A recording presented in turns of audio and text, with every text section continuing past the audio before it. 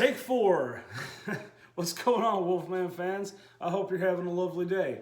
Mine's going good so far. It's just, unfortunately, I'm on my 4th attempt to record this video because each time I try to record it, something goes wrong. I think like the camera fell over one time, the phone died another time, because I do record these just on my phone because I'm a lazy dude and I don't want to do, fancy camera and all the editing and stuff. So you guys know how this goes. Before we get started, guys, as always, this is not, children-friendly content. So if you are an adult and you have small kids and you're watching this right now, turn it off and watch it later, or send your kids out of the room, do what you got to do. But this is not kid-friendly content. I curse. Usually I'm smoking in my videos, so I would just save this for 18 and up, all right? We got that. I'm going to give a pause and give you a minute. Okay, that should be enough time. If you need longer, you can actually pause the video. Anyways, moving on. So I got a couple things to talk about today. And the first part's going to kind of segue into the second part. We're going to start off good and strong with a rant. Look, guys, at this point, it's no secret that I am not a fan of the whole social justice warrior movement, the SJW movement, the whole woke culture that not just the United States, but the entire world is really going to. I am not a fan of it. I think it's toxic. I think it is destroying this world. And you know what? And I'm not even really concerned about the rest of the world so much. I'm more concerned, I'm concerned with this country. So yes, it is destroying the very fabric of this country. So I think you guys know that. I've established that pretty well throughout my videos. As well, I've also very well established, shouldn't be a surprise to anybody at this point, how I feel about feminism. And I'm not talking about feminism in general. I believe women should have equal rights to men. They do. I believe that women should have the right to vote. They do. They should be able to drive a car, go work a job if they choose, or stay home and have children, stay home, take care of the children. They should have those same kind of opportunities that men have, same kind of choices throughout their lives. Oh wait, they do. So I think it really boggles my mind that there's still somebody running around there saying, we don't have the same rights as men. Yeah, you do. Constitutionally speaking, through the Bill of Rights, through all the amendments, I don't remember which amendment it is, feel free to go look that up on your own, but check it out. Women have the same rights as men. We cannot discriminate based on gender. We're not allowed to, especially in the workplace. And you know how I know that pay gap thing is complete bullshit? Because if it were true, companies would be overwhelmingly hiring women. Why? Because they don't have as much overhead on employee pay if they pay people less. There's so many companies out there who would love to give company-wide all their employees a massive pay cut so that they could build up their profits a little bit more. But you'd have some lawsuits on your hands if you did that. So, if we have an entire group of workers who really want to work the job, but they get paid less because of their gender, especially if they're a woman of color, don't forget that. Just hire a bunch of black and Hispanic women to do the work. Then you don't have to pay the white men as much, and you can save some money and make a little bit more profit. Does that sound right? Does that sound correct? No, it's not. It doesn't work that way. There is no pay gap. If you believe in the pay gap, you haven't done a modicum of research into that study that was done, that pay gap study. Look, I'm digressing. I'm kind of going off on down a rabbit hole here. That's one of those many feminist bullshit lies. And they have tons of them. Excuse me. They have tons of them. And it's all relating somewhere back to men and systemic oppression from this all-powerful patriarchy. Listen, Saudi Arabia and many of the other Middle Eastern countries, actually, are patriarchal societies. Women are considered to be second-class citizens. Here in the United States, women, if you want to know what that actually looks like, go over there. You're not even allowed to drive in most of those countries. You have to ride in the back seat, and you can only do that and leave that house when it's your husband driving and when you've got your husband with you. And at that, you have to wear a big black garbage bag that just lets a little slit for your eyes.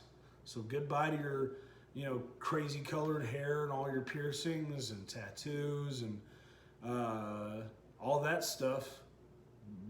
You'll just be wearing a garbage bag with an eye slit. That's a burqa, in case you missed it. You're not allowed to be visually seen. You're seen as property, more or less, not as an individual. If you really want to see what that kind of patriarchal society, what that actually looks like, feel free to hop on a plane and go over there. You're not going to like it, I promise, but maybe your curiosity is that great. Here in the US, you are free, just as free as men. You can do whatever you want, whenever you want, providing you're not breaking the law of the land, which, by the way, isn't based in sex. Actually, you want to talk societal double standards, we can do that. I can go all day, but I'll just give a few examples. One, women are valued typically by men and society as a whole. They're valued for their beauty, which you could say is kind of demeaning. And I could get with that. I understand that. Should value their intelligence and who they are as a person, their personality. But look, we're animals, guys. We're that physical attraction is a real thing. You're valued for that. A lot of these actresses in Hollywood, a great majority of them, are been successful because they're beautiful. They don't look like a troll, okay? That's why many of them are as successful as they are. And as messed up as that is, and I would agree, it is the way it is. Now you can change that, you can work to change that, and that's a change I can get behind. I'm fine with that. Men, though, we don't have any inherent value, even if we're good looking. Now, unless you're an actor in Hollywood, yeah, okay, or a model, sure. But becoming an actor and a model as a man is a little bit harder, because most people would rather see a good-looking woman. All right. Men are expected to work and bring something to the table. In a general, normal setting of, let's get outside of Hollywood, normal setting, women, we don't ask a lot. Not a lot gets asked of you. You can, if you choose, stay home, take care of the house, even if you don't have kids, or take care of the kids. I've got a couple dogs. You can stay home, take care of the dogs, and nobody's going to blame you. Nobody's going to say anything about it. But the men cannot do that. We are expected to hold the job, to provide the income, the health benefits, all that. We are expected to do that work, and we are raised with that mentality. If we don't do that, we are useless. We are garbage. By society, not just by feminists, by society, we are bums. Men are inherently required to work their ass off. That's how we're wired. And yes, because of that, we're taught to have, less sympathy, we don't have as much open feelings, open emotions. We don't wear emotions out on our sleeve as much as women do. We're taught we do suppress that. And the reason we do that is because we have to be able to keep control of our emotions and can't let that out and be all touchy-feely and lovey-dovey with everybody. We're trying to make it through a day. We're trying to make it through difficult situations. We have to keep our wits about us. And that's not just something that gets taught. It gets ingrained in us, yes, but it's not like you go to a training school for that. But it is very much the expected way of men. That's how men are supposed to be. And yes, society's made it that way. And now I don't necessarily care one way or another. I'm kind of that way. I don't wear my emotions out on my sleeve, except for like anger like annoyance, those kind of things, I'll wear it openly. But everything else, no, I keep internalized and I continue trudging through my life. And I kind of like doing things that way. It may be unhealthy, some people may say so, but it's been working for me for 35 years. So I'm going to keep doing it. Women, you don't have to deal with that. You don't have to do that.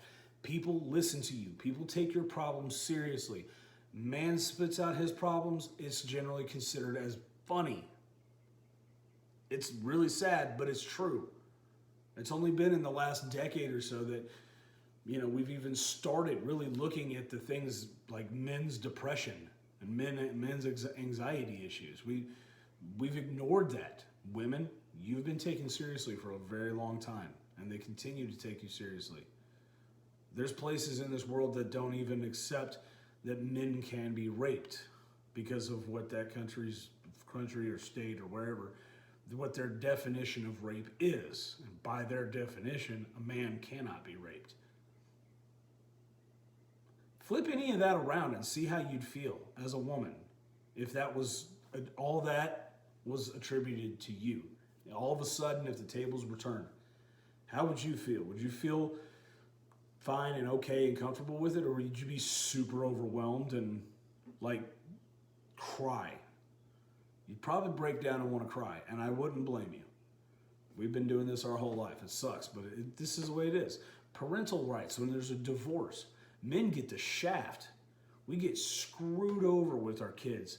The mother, 9 times out of 10, is going to end up with the kids, and the man is going to get visitation rights, if he gets rights at all. And he's going to pay out the butt child support for the next 18 years. And it may not even been his decision to want to break up that marriage, to break up that family. He may not have wanted to do it, but the wife did. So she gets what she wants, which is get away from the man so she can do whatever the hell she wants without him being there. She gets the kids so she can hold that over him and get money off of him every month that she's probably not going to use on the kids. I've seen this way too often. So, look, with the feminist thing, it's a bunch of double standards and it's a bunch of bullshit. Along with that, they brought up some words, some phrases. And I'm sure you guys have heard them. Manspreading is one of them. That's where we sit. Because sit basically like I'm sitting right now. You kind of sit here with your legs apart. No, we don't all sit on the bus like this, which is weird. That actually kind of hurts your hips. We may have our legs spread this wide or this wide, whatever's more comfortable. And every once in a while you'll see us like this, but you'll notice there's still a gap right here. There's always a gap right there. Why is there that gap? Well, ladies, in case you didn't realize this, because you're so focused on yourself and forgot, you have internal genitalia. We don't. Ours is external. And there's kind of got to be a space there because we have a thing there. We're trying not to get too graphic, but yes, our penis and testicles are right there on the outside. So we don't want to crush that. It's uncomfortable to sit with it compressed. Y'all don't understand because you don't have it. And I guarantee, and I know for a fact, most of y'all are exaggerating about the manspreading. You're acting like we're over here doing the splits on the seats so nobody can sit down. That's not true. We just have our legs a little bit apart. I'm sorry my knee may have touched your leg. Apologize. I'll try to scoot over and get myself some room. That's all I can do. Maybe quit bitching about nonsensical bullshit. How about that? Just for starters. Moving on from that, how about mansplaining? Let me tell you about mansplaining and what that actually is, what that actually means. What that means is you just explain something to a person. Maybe it's a piece of information they didn't know, but here's the thing. They didn't want you to say it because you saying that, you explaining that to them makes them look stupid. Even if it's just the two of you, nobody else is in the room, they feel like it makes them look stupid. So they're going to accuse you of mansplaining. It's basically just another way of telling the man that he needs to shut his mouth and his opinion isn't welcome. That's all it is. Again, it's a bullshit term. And I'm going to ask you women that are using those terms, manspreading, mansplaining, I'm going to ask you a favor. Stop being children. Grow up. I have never seen such a proliferation of overgrown children in my life. And I'm sorry to say, a lot of them are from my generation. That's the real sad part. They're in their late 20s, their early 30s, early to mid 30s. It's sad. What happened? Did you all just grow up on participation trophies? Were you the kid that used to cry and scream and throw temper tantrums in the grocery store aisle until your parents gave you the little bag of Skittles you wanted or the toy? Did your parents not beat your ass when you acted a fool? These are the people we're dealing with. They grew up doing whatever the hell they wanted with no repercussions, no discipline, no nothing. And it got ingrained in their head that as long as they cry loud enough, they get what they want. And these are the people that are making life hard on us now. And what's worse is they're being encouraged by the dying out hippie generation from the late 60s. The flower children, the summer of love kids. Yeah, they grew up.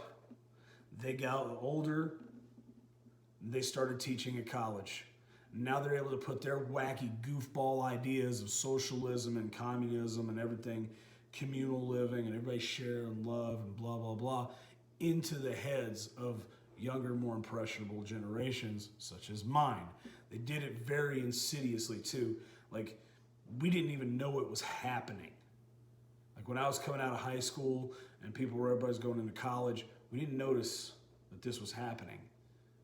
It wasn't very open that it was going on, but it was happening. And now, here's the situation we're in.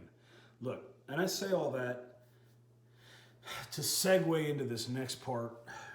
I was at a dinner with some people, and I'm not going to name the individual, but we were talking about riding horses. And she said, yes, it was a female. She said, I said something about bareback, or I said something about horseback riding, and she looks at me and goes, well, why would you not have a saddle? And I kind of went, what are you talking about? Why wouldn't I have a saddle? I didn't say anything about a saddle. She goes, well, you said horseback riding. I was like, yeah. Why would I not have a saddle? She goes, because you're just riding on the horse's back. I'm like, and I just kind of chuckled. I said, oh, I think you mean bareback riding. What I meant, horseback riding is just riding horses. You're talking about bareback riding. And she looked at me and said, are you mansplaining to me? I came this close to decking this individual. I looked her dead in the face. I got about this close to her face, got real close and said, don't you ever say that to me again. Serious or joking, don't ever say that to me again. And I backed off, and we didn't speak for a couple hours. And then finally, the next time we talked, she was like, hey, I'm sorry. I know you hate that stuff, and I was just joking. I said, I understand, and I apologize for my overreaction. Guys, I was truly fucking pissed. Don't ever bring that crap, especially feminist crap, to my door. I will lose my mind. So I apologize for my overreaction. She apologized for the joke in poor taste. I wasn't triggered. I wasn't offended. I guess I was, but those aren't the words I used. I just told her, gave her fair warning. Don't ever say it again. She said, hey, I'm sorry. I know you don't like that crap. And I don't agree. It doesn't make any sense to me either. It was just a joke. I'm like, that's fine. I know you don't think that way. I shouldn't have overreacted. And guess what? We went on about with our lives. So this what I'm about to say has a lot less to do with the first topic. It's more the situation. Look, people are going to say things that you're not going to like. People are going to say things that are offensive, maybe hurtful. We all need to take a step back. And we all need to go ahead and knock that chip off our shoulder. We don't have any reason to be walking around as angry as we are. And I'm learning that more and more Nowadays, as you know, as I continue to live my life outside of the Army and the civilian life, I'm starting to learn that more and more. I'm starting to understand that more. There are people in this world who they joke. They've got jokes, and they joke rough. And their jokes may not exactly be politically correct. They may not exactly be clean. They may be a bit vulgar, actually. Here's the thing. Let it go. Now, I understand if there's kids present, dude, watch your mouth. And if the dude in your party is saying some vulgar stuff, kind of smack him and go, hey, dude, knock it off, kids. That's for the sake of teaching your kids not to be vulgar and stuff at an early age. But with each other as adults, look, one, keep in mind your audience. Use some tact. And don't just blurt out crap. Like, I can't say the same things around my wife that I would say around the guys I work with. Can't. We can't talk the same way. Because my wife doesn't talk that way. So, there we go. And at the same time, though, I need her that when I do say something, because I joke, and I poke fun at people, playful manner. I don't mean any harm by it. I need her to not take things so seriously with me. I told her, we had this conversation a couple nights ago. I told her, look, you'll know when I'm serious. I'll let you know that I'm not joking. But don't quit taking everything I say so seriously and so to heart. I don't hate you. I'm not making fun of you because I don't like you. I'm poking fun at you because I can, because I'm your husband. And you can poke fun at me too. We got to be a little bit nicer to each other. We got to try. And on the same token, we got to quit being offended by everything. Sometimes offensive is funny. We have to admit that. We just got to quit trying to find reasons to hate each other and quit trying to find reasons to be mad and go through our lives just constantly upset. We can't do that anymore. So that's really the takeaway from this whole video is, first off, knock it off with the SJW crap, whatever angle of it you're talking, just stop it. It's stupid. Secondly, guys, be nice to each other, be kind to each other, be good, be kind humans. Be a good human. Just be nice to each other. It's not hard. Know your audience and be nice in accordance with that audience, okay? But at the same time, don't be so, what's the word I'm thinking for? Don't be so neurotic. Don't take everything so seriously and so to heart, like it's a personal affront against you and your dignity. It's not an attack on you, dude. Chill out, calm your tits. It's not that big a deal, okay? Everything's fine. You're gonna go home, you're gonna have a beer or a sparkling water or whatever the hell you have to drink at night to relax. Me, it's whiskey. You're gonna take a dump to end your day. You're gonna feel good. You're gonna go to lay in your bed and go to sleep. You're gonna wake up the next morning. The sun's gonna shine. You're gonna have breath in your lungs. What difference did it make if that dude, like yesterday afternoon, called you an asshole? Who cares? It didn't upset your life. So leave it alone. Move on. Doesn't matter. My mother tried to teach me this years ago. I don't know how everybody else missed that message. But anyway, that's the message I have for you. Be nice to each other and quit being so damn offended. Quit taking everything so seriously. Things ain't that bad. Look, another thing I did want to really quick drop in here. So there's a massive problem right now, and I'm sure you guys, if you're watching my channel, I'm sure you watch a number of other channels, similar to mine. You are aware that there is currently, a problem with free speech. People are bucking back against it, and they don't want to hear the speech that disagrees with their thought processes and their feelings. And it doesn't help that former Prince Harry, who's now living here with his ultra woke B-list celebrity girlfriend, wife, I apologize. Doesn't help that he's living here and he's going, well, I don't understand the American First Amendment. It's bonkers to me. Well, nobody fucking asked you. The whole reason the United States of America exists is because we didn't care what the British had to say or what they thought about us. And we wanted them to just go the fuck away and let us run our own country because they suck and we don't. And I don't like to say that about England. They're one of our allies. You know, internationally, they're one of our allies. But when you have a pompous member of the royal family who thought that there was oppression within the royal family, so he left that life and goes on Oprah and complains about it, and he's going to sit there and talk about how the American First Amendment is bonkers. This guy has no sense of himself. He couldn't tell his ass from a hole in the ground. But, unfortunately, he's a very prominent figure, a very well-known individual. The word gets around. Free speech is definitely under threat, guys. And the only way we can fight it is by doing exactly what I'm doing right now. It's just like I told you in the last video. We're gonna fight the mask mandates and the social distance. We're gonna fight all that nonsense too. You're gonna go out and have fun, live your damn life, film yourself doing it. At the same time, say what's on your mind. Say what's going on up here. Say what you mean what you say, and put it out for the world to see. And do not let yourself be silenced. Do not let them silence us. I will fight like hell to preserve your right to free speech. Even if I don't agree with what you're saying, I still believe in your right to say it, okay? And I still fight for that. So guys, let's keep up the fight, keep on going. Oh man, that's all I got. Real quick, let's guys check this out.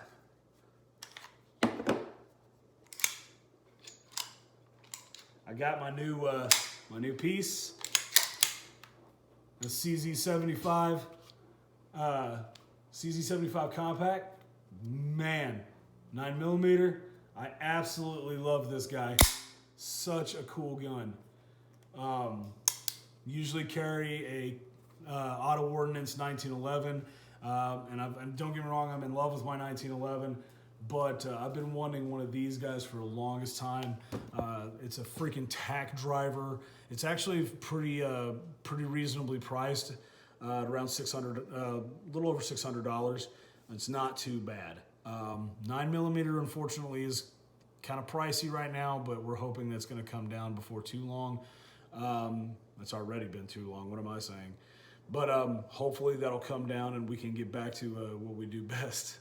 So yeah, this is awesome. By the way, you guys, I do work at Texas Gun Experience, so if you're in the area, if you live here in Texas, you're in DFW area, or if you're planning to visit and you end up in the DFW area, over there in Grapevine, Texas Gun Experience, come see me out there. We'll get you set up on some machine guns and we'll put some hot lead down range. If that sounds good to you, I'll see you at TGE. Anyway, that's all I got for you guys. I'm not sponsored by them guys anyway, by the way. I'm just making a plug because I work there and I love what I do for a living. So anyway, thanks guys for tuning in. It's been like a 30-minute video, so if you're still here, appreciate you hanging in. I can't wait to make the next video. We'll see you in that. We'll see you then. Until then, stay awesome, take it easy, and enjoy your life. I guess that's it. You guys take it easy. Later.